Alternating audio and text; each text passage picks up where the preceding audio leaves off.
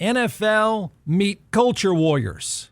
Because you know in this country, when in doubt, troll like crazy. Okay? That's where we live. So it is on. Somebody poured gas on it, and here we go. Could it go away quietly, this story with the Houston Texans player? It could. And I think a few people have gotten involved to try, but I think they've failed.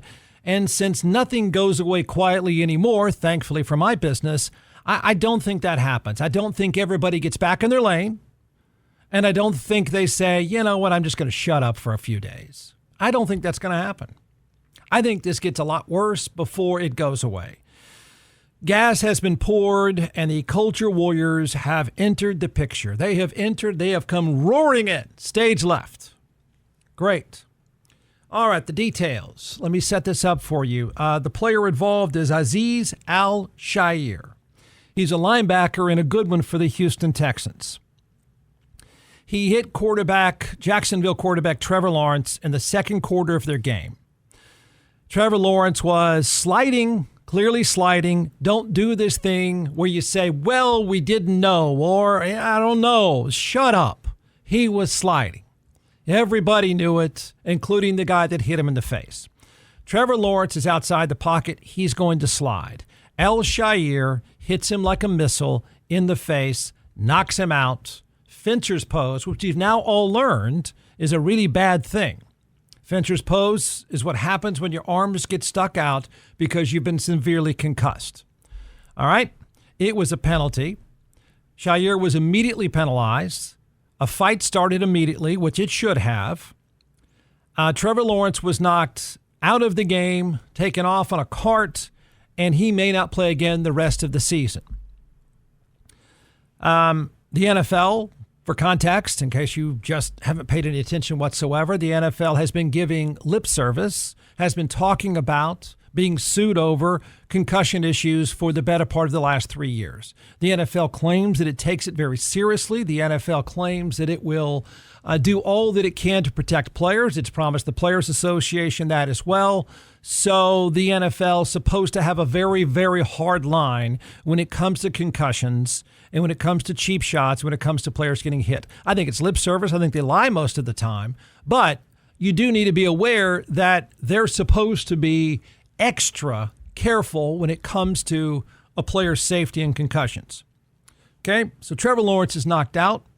He's probably done for the rest of the year. It was a brutal, cheap shot. If someone would like to debate that, I think you're a moron. Jacksonville players immediately went after Al-Shaair, and the fight was on as it should have been. He then claimed he tried to fight back. He threw his helmet off, and he's ready to go. He then Sunday night, claimed that he was being harassed online because of his Muslim faith and because of what was written on his shoes. And I can explain that part because most people have no idea what's going on right now with the NFL. So right-wing talk show hosts are doing what right-wing talk show hosts do, and they're reacting without any context whatsoever. He had Free Palestine on his shoes. He had some messages on his shoes about Israel. He did that, whether you agree or not. He did that because the NFL currently has a thing called My Shoes, My Cause, or My Cause, My Shoes, where players for weeks 13 and 14 can put whatever charity or whatever message they want on their shoes. I know you think it's goofy sounding, and that's fine. The reason why this is a big deal for the NFL is because the NFL is typically extra stringent about uniforms and messages. This is being mentioned many, many times in the talk show space where people saying, oh, yeah, well, this guy can have what they view as anti-Israeli messages on his shoes, but Joey Bosa of the 49ers gets fined $11,000 because he has a MAGA hat on. The reason is because this is a 2-week period in which the NFL is telling players, do whatever you want, say whatever you want. Other weeks, they are extra stringent, agreed upon by the players, by the way. They have a collective agreement. So don't do this stupid thing that people like to do and say free speech. They've agreed to the terms of what you can and can't do with your uniform while at work in the NFL. This 2-week period is a different time. That's why this guy has messages on his shoes. Many players do. For better or worse, I suspect this will not happen again. I mean, the messages. I bet you the NFL says, okay, well, let's just get away from this. So he has that message. He claims that he was then being trolled as soon as pictures were sent out of his shoes, Free Palestine, messages about dead Palestinians, all that kind of. He crammed a lot of stuff on his shoes. There were a lot of political statements made on those shoes. Of course, screenshots are taken. People react. He claims he's being harassed. He probably is. I mean, I don't listen. Welcome to America. We're a bunch of jackasses. We'll attack. We're trolls all the time. So I don't think we should say the guy's lying. I very much believe him. Now, at the same time, let me offer this up to you. If you are, I mean, look, I'm in the talk show business. I know trolls very, very well.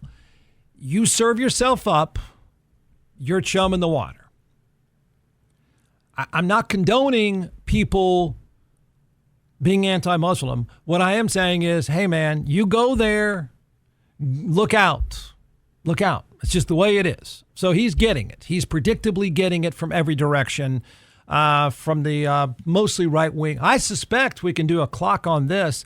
I'm surprised the president-elect has not weighed in yet.